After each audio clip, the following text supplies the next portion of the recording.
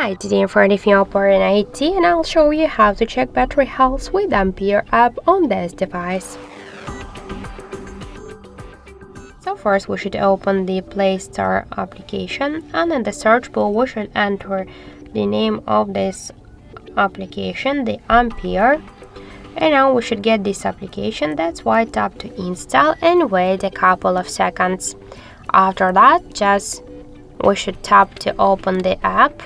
Click yes, I agree, pick close, tap to OK in the left down corner, and now we can see here information about our battery health, and in my case the battery is in a good condition. So also we can find here more information like the level, just voltage, capacity, model, Android version, and more other info. So that's it, thank you for watching, and if you find this video helpful, don't forget to leave a like, comment and to subscribe our channel.